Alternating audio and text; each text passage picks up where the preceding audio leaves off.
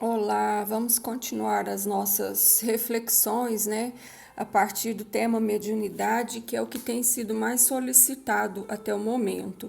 A mediunidade nossa de cada dia.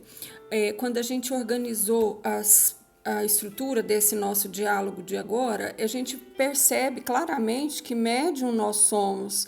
Qualquer atividade nossa da vida diária, a gente vai ter, sim, alguma percepção, mesmo que inconsciente, e atuação dos espíritos na nossa jornada. Eu separei aqui essas considerações. Na verdade, eu peguei como fio condutor dessa reflexão o livro Mecanismos da Mediunidade, ditado pelo espírito de André Luiz pelo médium Chico, né, para o médium Chico Xavier. Então, ele coloca tópicos extremamente importantes da doutrina no que se refere à mediunidade. Ele começa com a questão da mediunidade nos os fluidos, né, que se transmitem de perispírito do desencarnado para o perispírito nosso, medianímico encarnado. E essa força mediúnica, ela é como se fosse um fio elétrico que transmite a energia de um espírito para o outro, né? Sem essa coligação entre os perispíritos, a prática mediúnica seria impossível, e essa explicação está nos Livros dos Espíritos, na página 233 da edição da Federação Espírita. No livro dos médiuns, Kardec coloca que, em algumas raras exceções, o médium exprime o pensamento dos espíritos pelos meios mecânicos que estão à nossa volta, para exprimir o pensamento. Como assim? Olha, através da escrita, através da fala, através da pintura, né? Através até de um cálculo. A gente, né, tem registros de que as grandes descobertas, né, esses insights da consciência, nada mais são do que essa ligação de perispírito a perispírito, passa a corrente elétrica do pensamento, e aí o médium, na forma que lhe é mais fácil, traduz o pensamento do espírito. Pode ser por imagem, por palavras, né? Por fala. Uma coisa muito importante no Evangelho, segundo o Espiritismo, nos capítulos finais, né, dai de graça o que de graça receberdes, Allan Kardec coloca uma consideração de extrema importância para a gente.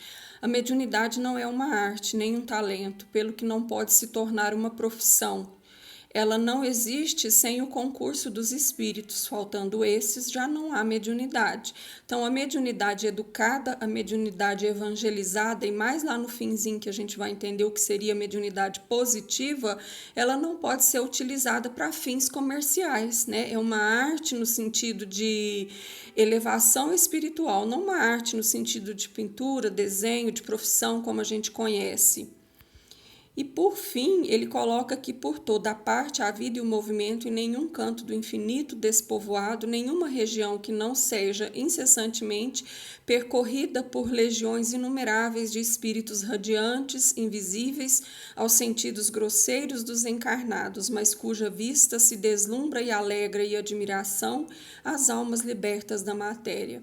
Realmente, as visões que a gente tem alcance, né, quando elas são visões assim positivas do mundo espiritual, a gente chega a lastimar, porque que nem todos podem compartilhar desse momento assim tão lindo, né, de atuação da espiritualidade maior ao nosso redor. Nessa árvore da mediunidade, a gente tem aqui, né, as principais formas de expressão: psicofonia, que é através da fala; psicografia, que é através da escrita; audiência e clareaudiência, né, ouvir os espíritos; visão.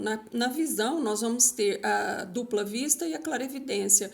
Dupla vista é a capacidade de enxergar a longa distância, e o exemplo mais lúcido que a gente pode trazer é de Jesus, né, quando em alto mar avisa aos seus discípulos onde estaria o maior cardume para eles lançarem a rede. Então, Jesus é pródigo, a vida de Jesus foi pródiga de manifestações da mediunidade em si. A materialização, né, ectoplasmia, que está praticamente em desuso, mas foi o carro-chefe da codificação dos espíritos. Nós vamos ter a mediunidade que inspira e intui, e os sensitivos e impressionáveis. Todas essas formas de mediunidade, elas convergem para um único objetivo, para a emancipação da alma, no caso do espírito que a detém essa possibilidade. Ainda no quadro, né, de distinção da mediunidade, tem alguns aspectos importantes que a gente vai trazer para a nossa reflexão, que são abordados assim com mais profundidade, né, por Emmanuel, por André Luiz, nesse livro Mecanismos da Mediunidade. Ele vai falar do animismo, que é uma experiência do espírito, né, da próprio espírito que está comunicando e dando a passividade para o espírito desencarnado. Nós vamos ter o mediunismo, que é a mediunidade disciplinada, né, na visão de Emmanuel, é o trabalho do pontífice, que faz a ponte entre os dois mundos. Personalismo, quando a interferência do médium, né, a preferência da personalidade acaba interferindo nas comunicações. Nós vamos ter a mistificação, que às vezes um espírito ele aparenta com outra forma, ele se diz ser um outro espírito e na verdade não é. Me lembro de um caso do médium Divaldo Franco, que ficou assim durante uns bons dias, né, que aparecia para ele via Jesus. E ele assim com uma certa dificuldade de assimilação fluídica, ele foi só observando o espírito de Jesus. O espírito comunicava, se referia-se que era Jesus. Em um dado momento da comunicação, Divaldo percebe que esse espírito que se dizia ser Jesus sorri, e no sorriso ele exibe um dente de ouro. E aí, Divaldo, esse detalhe foi o detalhe significante para que ele percebesse que se tratava de uma mistificação. Então, todo cuidado é pouco, né? Principalmente quando a gente está na fase do despertar mediúnico, com a identidade dos espíritos, até porque os espíritos superiores, como o exemplo, no maior exemplo da codificação, eles não estão preocupados em assinar, em dizer quem é. Todas as mensagens das obras básicas, elas não possuem assinatura de espírito nenhum. Por que isso? Porque o que importa é a ideia. E quando a ideia é pura, quando a ideia é muito bem trabalhada, ela já faz parte de uma ideia coletiva, do astral superior. Então, ela pode ser de qualquer um que gravita naquela faixa vibracional do amor, né, da evolução. E tem também as fraudes, que elas visam, o médium visa forçar a comunicação e os efeitos. Também tiveram médiums fraudulentos no período da codificação, daí porque o crivo tão rigoroso de Kardec. Bom, a gente vai trabalhar um pouquinho o conceito de animismo. O que seria isso? É a própria alma do médium em comunicação. Em todas as manifestações ela ocorre. Mesmo assim, quando o médium já é muito trabalhado, muito elaborado. Então, a gente percebe como que a gente percebe isso? Algumas anormalidades emocionais ou psicológicas, elas se afloram durante o transe mediúnico. A alma do médium também pode se comunicar comportando como se fosse uma entidade espiritual.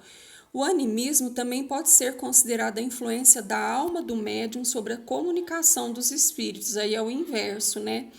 E tem como a gente ficar livre disso? Não. Vou dar o exemplo do Chico de novo, né, que é o médium mais expoente assim que a gente vê, o mediunato mais contundente da atualidade. Ele disse uma vez o seguinte, que no início das comunicações, 80% era dos espíritos. 80% era dele, ato mediúnico, e 20% dos espíritos. E já no finalzinho da vida, lá pelos anos 80, quando ele trouxe essa reflexão para a gente em público, ele disse que ele havia conseguido reverter 20% das comunicações era animismo dele e 80% era dos espíritos.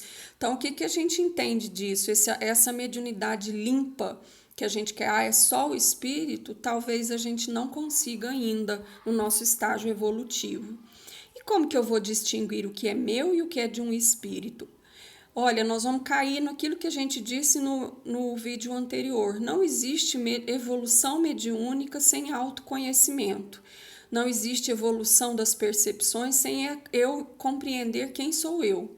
E isso, Kardec também coloca isso com muita tranquilidade e propriedade logo no início do livro dos médiuns. Então, como que a gente distingue? Quando eu tenho consciência de que sou eu quem falo e escrevo, é possível perceber onde vai as minhas características. E aí ele vai reconhecer, a gente reconhece as nossas próprias características nos escritos e nas coisas que a gente fala. E a gente deve abandonar? Não, porque olha aqui o que Kardec responde, que continue, pois a dúvida se dissipará com a experiência. Essa orientação, sugiro, né, que aos aspirantes aí, a lapidação mediúnica, procure essas elucidações no livro dos médiuns, no capítulo 17º, item 214. O médium vai tendo consciência do que o espírito transmite à medida que os pensamentos do espírito vão passando pelo seu cérebro, mas o médium vai identificar também o padrão vibratório e a intencionalidade do espírito comunicante, tolhendo-lhe qualquer possibilidade de procedimentos que firam as normas da boa disciplina mediúnica. Olha a prudência do Divaldo, mesmo vendo ele, aquele espírito com todo o aparato de Jesus, ele não conseguia entrar no padrão vibratório, né, para estabelecer comunicação com aquele espírito, até que o próprio espírito deu a ele a pista que ele precisava para entender que se tratava de uma fraude, né, de uma possível mistificação. Por que ele fala que a gente tem que manter a boa disciplina mediúnica? Vigiar as palavras que saem da boca, né? A gente não tem, num ato, por exemplo, de psicofonia, a gente não tem que proferir palavra de baixo calão. O espírito grita do outro lado, na minha mente, mas eu não preciso reproduzir. Mesma forma, a violência, né? A gente percebe ainda médium no início esmurrando a mesa, mas isso é uma possibilidade de contenção do espírito que a gente tem que ter. Isso se chama educação mediúnica. Mesmo que de forma semiconsciente ou inconsciente, tem a interferência do médium, sim, como repetição de frases, gestos, motivo que a gente precisa sempre aprimorar a faculdade, observando bem as nossas reações durante o fenômeno, para prevenir que esses fatos não venham a ser tomados como mistificação, né? Que o médium não seja embusteiro. Então, é autoconhecimento, autodisciplina, né? Lá no outro vídeo a gente falou da importância de mantermos um reservatório cultural através de leituras edificantes, para que a gente possa ir lapidando, inclusive, a nossa faixa vibratória, ascendendo e dando permissividade cada vez mais aos missionários da luz aqui no planeta. Nesse bojo, a gente encontra uma luta íntima nossa muito grande, né, com ideias, fixação mental. Às vezes uma música que a gente escuta, né, principalmente essas músicas assim que elas transmitem uma mensagem assim não tão edificante, elas têm esse poder de repetição sonora e aquilo entra como se fosse uma fixação na nossa mente, que se a gente não tiver esse autocontrole, as inteligências obsessores podem nos deter em qualquer tipo de recordação, ou que a música traz, ou que aquela ideia, né, às vezes até objetos, né, que às vezes a gente tem numa determinada experiência, ele acumula uma memória energética e aí a gente se fixa naquilo e assim é o que ocorre com os talismãs, aquilo que a gente considera de amuleto da sorte. Então isso nada mais é do que uma fixação mental e que precisa ser trabalhada, porque se ela não for trabalhada a gente pode cair, né, no fosso das entidades que André Luiz fala como obsessoras. O animismo, o oposto, assim, no seu grau assim mais recrudescido, vamos dizer assim, ele é tido como um ato que pode nos levar a atos de criminalidade e loucura. Não só é possível que no período da codificação a gente teve a participação de um médico, ele era legista, criminalista, César Lombroso. Ele se aprofundou bastante nesse quesito do animismo e da criminalidade. E uma das conclusões que ele chega é que os manicômios e prisões estão repletos de irmãos que, alcançando o ponto específico de recapitulação do passado culposo por falta de reeducação, nada mais puderam fazer que recair na loucura ou no crime. Aí a gente lembra, né, de Freud, se vocês recordarem a colocação que a gente trouxe de Freud para conceito de mediunidade, ele associa a doença mental, né? Então, com a Duna, com essa nossa necessidade de autoeducação, de burilamento e de frear esses pensamentos que ficam reverberando de forma repetitiva. Se estivermos desarmados de elementos morais para alterar a nossa onda mental para a assimilação dos recursos superiores, quase sempre tornamos as mesmas perturbações e crueldade de vidas passadas. Então, nós vamos sempre ter esse quesito animismo no nosso dia a dia, na nossa prática de mediunidade.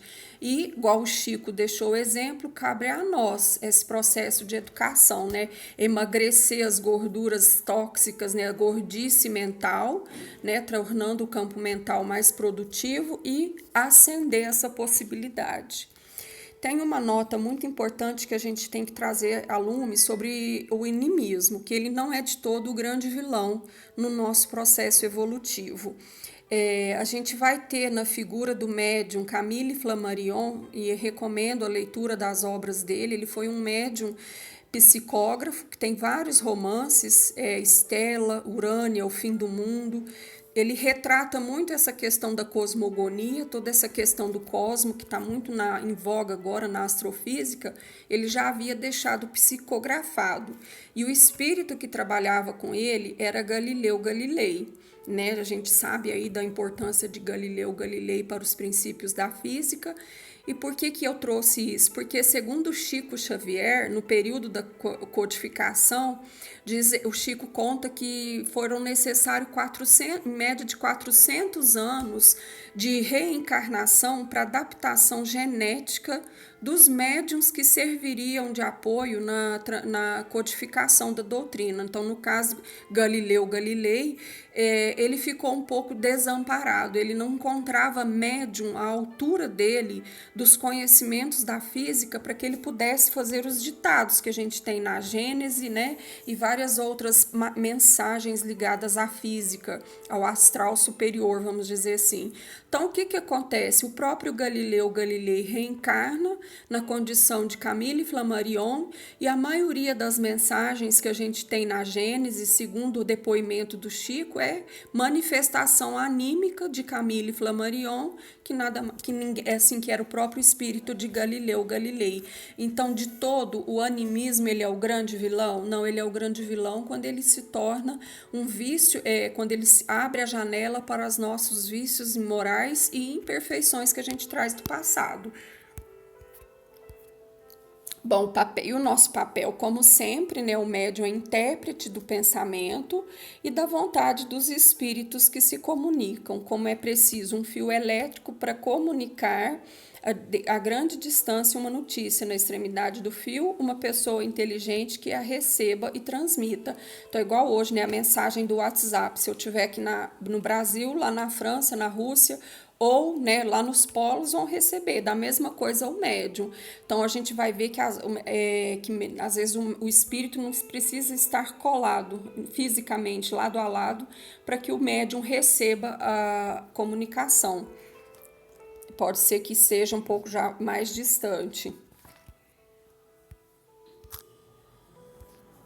Aí, continuando, a gente vai retomar a questão, o papel da mente. O papel da mente é a base de todo fenômeno mediúnico, e por isso a gente tem que cuidar desse vaso mental com muito carinho, né? Fazer a asepsia dos pensamentos, colocar aí, como que a gente fala, adubo, né? O que adubo é a boa leitura, a boa instrução, a boa prática. Então, a gente vai estar sempre cuidando disso, do berço ao túmulo. A prática mediúnica. Durante a prática mediúnica, a mente do espírito emite ondas mentais, ideias que são captadas pelo médium, transmitida de diversas formas, aquilo que eu falei, né? Imagem grafada, verbalizada. O médium, ele tem a opção bipolar, ainda na visão de André Luiz, ele capta e transmite, e por isso a responsabilidade do médium às vezes se torna maior. Por que o médium é responsável? Eu vou trazer mais uma vez o exemplo do Chico, quando trabalhou com o espírito de Humberto de Campos, né? A mídia, a imprensa, todo o pessoal que conhecia lá a obra de Humberto de Campos falou: essa psicografia aqui é do próprio espírito. Mesmo, é Humberto de Campos redivivo, vamos dizer assim. E o que a família do falecido fez? Reivindicou os direitos autorais. E aí, perante os tribunais, não foi o espírito de Humberto de Campos responder, foi o próprio Chico. Então, todo cuidado é pouco no que diz aí a nossa filtragem mediúnica, né? Porque o que a gente fizer mediunizado, nós vamos responder por essas consequências. A Terra, com tudo que contém aqui, gente, ela está mergulhada no imenso mar de onda, onda luminosa, onda sonora, onda calorífica e as ondas mentais. Nós vamos ter aí, inclusive, o Wi-Fi, né, mais recente. Então, assim, tudo que a gente está mergulhado mesmo numa grande onda. E esse é o grande princípio. Essa concepção está lá no livro, né? Mecanismos da mediunidade, e ela é legitimada, muito legitimada atualmente pela física quântica. É o que é o princípio da física quântica, são essas ondulações que a gente percebe, que aí a gente percebe e utiliza, né? Todos nós exteriorizamos energias mentais e por isso que é possível sim a gente ser intérprete, inclusive de pessoa encarnada, de vivo, né? Cada atitude da nossa existência, ela polariza uma força que nos afina um modo de ser. Pode ser o encarnado ou o desencarnado. E também pode ser uma força consciente ou inconsciente. E os tipos de onda? Olha, quanto mais longa esse tipo de onda, pequeno alcance, média, até chegar às ondas curtas, que seriam as legiões angélicas. Então, quanto mais alta a frequência, mais elevado. Então, a onda mental de fixação, ela é curta e ela vai repetindo, né, por segundo, que nem essas músicas que a gente vê aí, que querem nos causar uma alienação mental. O pensamento construtivo e nobre, ele é mais alto, né? Ele tem um padrão vibratório um pouco maior. E o pensamento de baixo teor, ele revela a nossa fraqueza humana, nosso desequilíbrio psíquico. E aí, mais uma vez, a importância da gente manter um cuidado muito grande com as fixações mentais. E um outro aspecto que André Luiz traz da mediunidade é a mediunidade ignorada. Como assim? Olha, a gente se mantém um vício da fofoca no ambiente de trabalho, o vício da maledicência, crítica sistemática, né? Nossa, a coisa mais comum que a gente percebe hoje nas redes sociais é as críticas. Eu não faço parte do governo, nunca trabalhei como governante, mas eu sei criticar. Aí a crítica é ácida, desmorona, às vezes um trabalho, uma obra, né, que a pessoa está tentando realizar. Abusos da alimentação, aquela compulsão por comer. André Luiz fala que isso tudo são pistas da mediunidade em nós que a gente ignora. A própria ansiedade, o exagero do sexo, que a gente vê muito aí, né?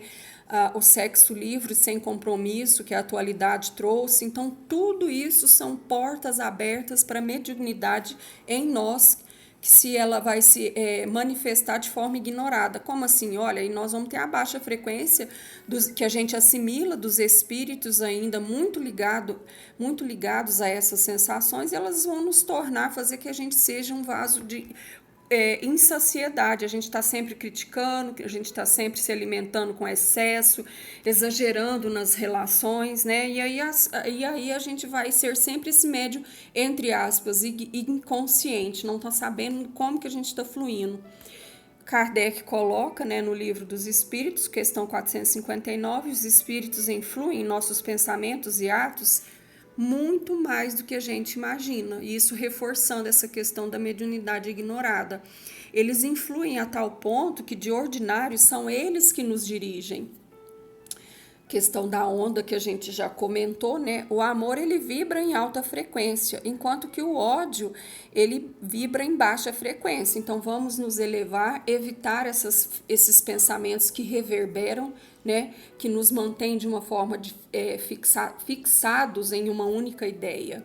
E, por fim, a gente vai trabalhar a questão da mediunidade positiva, que essa é a finalidade precípua da mediunidade em nós, seres humanos. Ele é um momento de transcendência humana, da evolução mediúnica, né? Inclusive a evolução anímica, né? Através desse esforço constante de domar essa moralidade baixa que a gente trouxe de outras vidas, para que a gente possa ascender à consciência divina. Olha o que o Chico fala: mediunidade é assim, aprimoramento constante, luta sem trégua contra o personalismo. personalismo, exercício de humildade, estudo e devotamento ao próximo.